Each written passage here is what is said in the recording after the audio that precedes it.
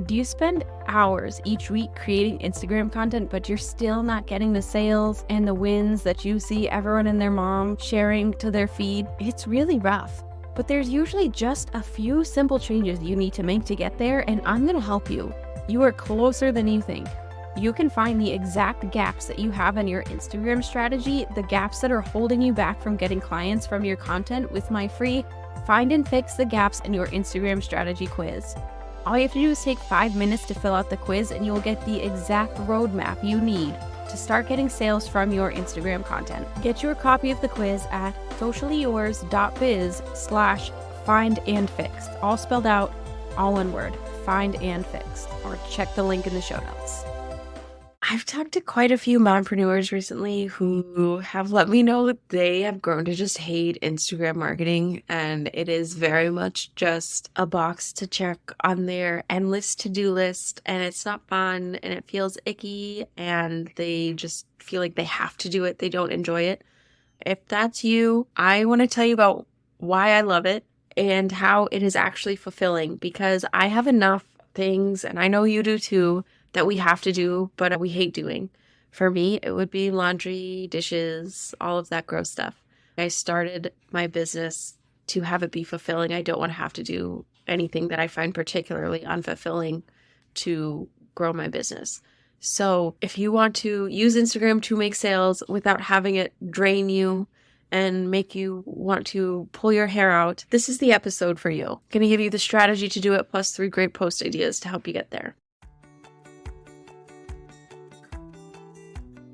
Welcome to the Mompreneur Mastery Podcast, where we share actionable Instagram strategies that fit into a busy mom's schedule so that you can get more engagement, more leads, and more sales in less time. I'm Sydney O'Brien, an Instagram strategist who started my business with 3 kids under 5 and found a way to do it without sacrificing quality time with my family and only working 2 hours a day. I love helping other mom business owners find that seemingly impossible mom work-life balance instead of spending too much time creating content that isn't getting them the results they want. If you're an overwhelmed but very ambitious business owner and you want to strategize the heck out of your Instagram account so that you can save time and make more sales, you're in the right place. The day this episode airs is going to be the day after Mother's Day, so I hope you are all very well rested and you got time to yourself or time with your family if that's what you wanted, whatever you wanted. I hope you got it, and that you were shown appreciation that you were very, very, very deserving of. Also, my youngest has something he wanted to say. Happy Mother's Day. My goal for Mother's Day is, as it is every year, to literally do nothing at all, like the whole day, like not a damn thing.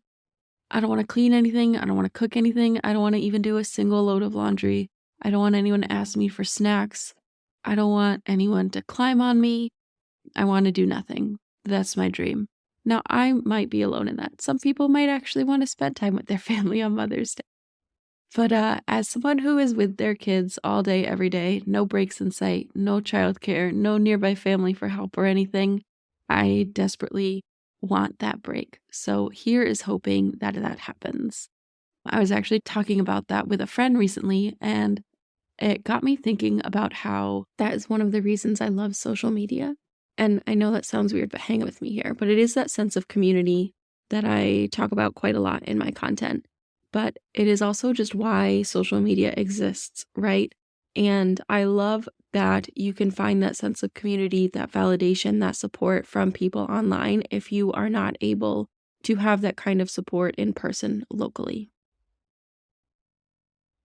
As an example, I have kids that are neurodivergent. This was very new to me. I did not know a lot about what that really meant or how their brains work differently or how to support them. And there's a lot of information out there, but a lot of it is old and outdated and not actually supportive or affirming for neurodivergent brains. So I was able to find up-to-date information from the neurodivergent community online so that I could make sure I was being the best parent I could be for my neurodivergent kids. And like, of course, there are downsides to social media as well, but that is definitely a pro. Another quick example that comes to mind, I am a military spouse. Like I said, my husband is in his last couple years in the Air Force, and we've moved a lot. The very first thing I do when we get orders is I join a local Facebook group of the place we're moving to. And normally they're like other military families that have their own Facebook group because when we move, we have never been to these places before. I don't know anything about the community or which neighborhoods will best meet our needs or like the doctors there or anything like that. So I'm always searching the local Facebook groups there to see what's what. So when we get there, I have some semblance of an idea of what to expect and what's going on. And right now you might be thinking, wow, yeah, I mean, obviously, Sydney, that's cool, but like, what does this have to do with selling on social media? I'm a business owner. I'm not here to talk about random Facebook groups. And I totally get it. But the thing is, it's hard for people to just be like, "Oh, hey, stranger on the internet, let me invest in your business. I will give you my money. This is totally fine." That is not the case. You have to have that sense of connection and that sense of community among your followers to be able to help them as whatever your job is, whatever industry you're in, right? You need that connection to get to that point. And it's really hard to do that. It's hard to get leads, to get clients from Instagram without that sense of community. You can certainly do it, but it takes longer and you're not going to have the higher conversions, the higher sales as if you would if you had that community and that connection with your audience. I posted about this on Instagram stories the other day, and I had several people message me that have followed me for a while, and they let me know, yeah, pretty much every sale they've gotten from Instagram has been because of that connection. So it is so extremely important. And I've also talked to a couple people that think it's a little icky to do that. They think it might be they feel like it's manipulative to focus on the connection piece in order to get sales. But I want to remind you that that sense of community comes from you being in your own target audience and you being your own ideal client. You are the best person to help the people in your target audience because you know their struggles and and those experiences and how to help them.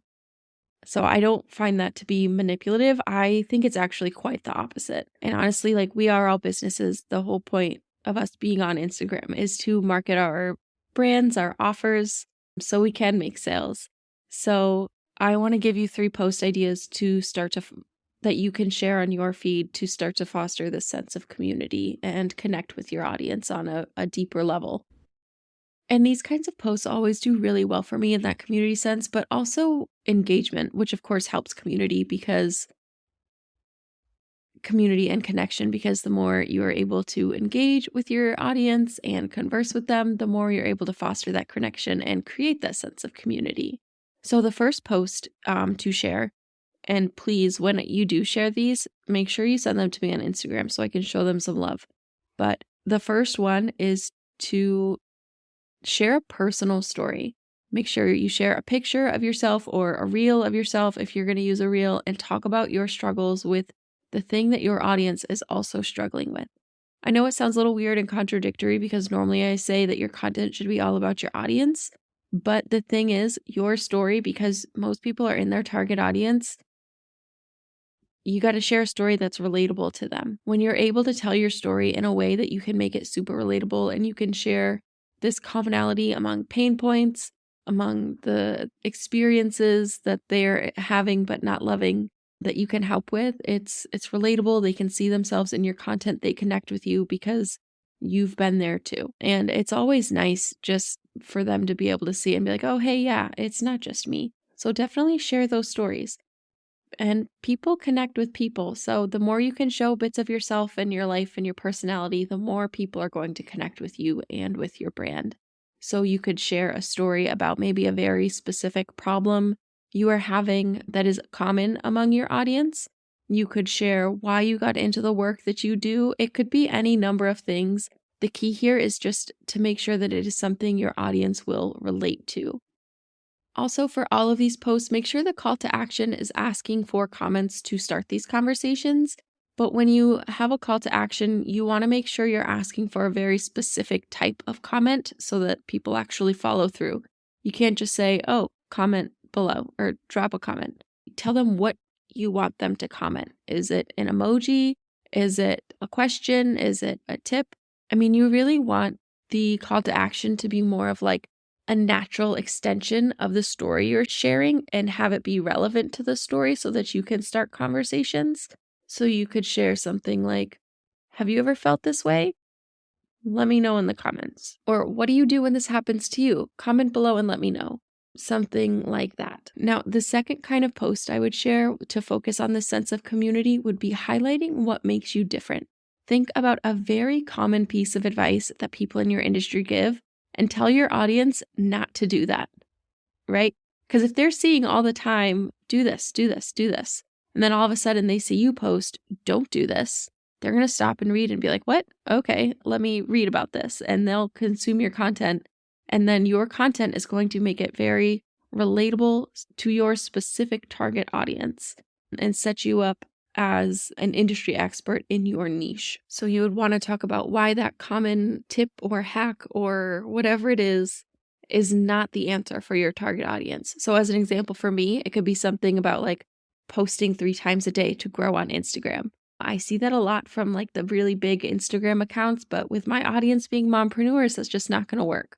So I could share a post about that, why it's not going to work for mompreneurs, why it ends up leading to burnout and, the quality of your content will suffer and all of that. And for a call to action for that one, I would just ask for people's thoughts or opinions. But this is a great way to show that you understand your audience and set yourself apart from all the other people in your industry, right? Because there are millions of businesses on Instagram, lots of them in similar industries, trying to stand out from one another. And then the third post is share a way for your audience to get a quick win, like a small how to do whatever desired outcome that's going to give them a win.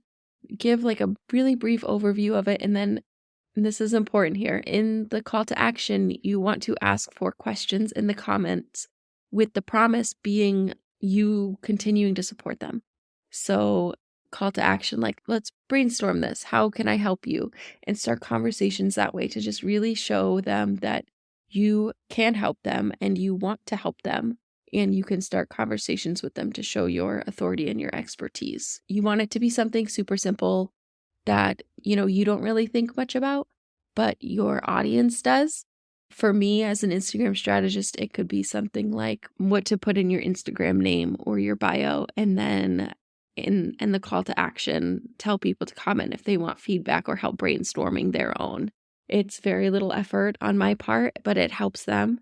And it starts conversation so I can get to know the people in my audience and they can get to know me. So there you go. There are 3 posts that you should do to start building a sense of community if you don't have it. And again, once you share them, feel free to send them to me on Instagram so I can like them. My handle is at socially.yours.strategist.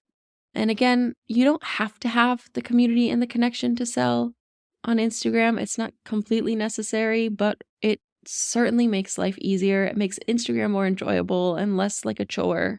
And it also makes for better sales and conversion rates when it comes to Instagram. It can also make selling feel less icky and pushy and salesy, which is always nice, and make social media more fun and fulfilling and less like just another box to check on your endless entrepreneur to-do list. So these are the kinds of posts that I focus on whenever engagement is down or whenever I am getting ready to do any kind of promotion or launch. I find that my promotional content does a lot better and I make more sales from them when I have this connection down first. Now, a thing to keep in mind here as you're getting ready to share these is that this is only part of a well-rounded strategy. Before you can have this connection piece, you have to make sure that your audience is like your people. You have to make sure that they're already engaging at least a little bit and that they're, like I said, your people, they're in your target audience. Otherwise, this connection piece won't happen, which means the sales and leads won't happen. All of these things are part of a well-rounded strategy, and this is the thing that I am covering in my new membership, Post with Purpose.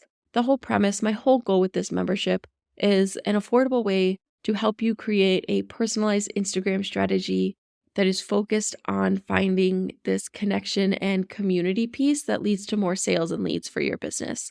So there are 5 core trainings that go over the different types of posts you need for growing a follower list that is full of your ideal clients. One on getting engagement to, help with the algorithm and get reach and all of that.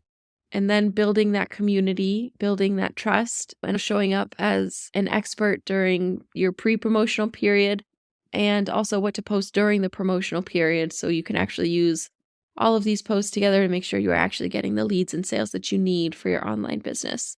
And in addition to that, members are also getting templates for these posts.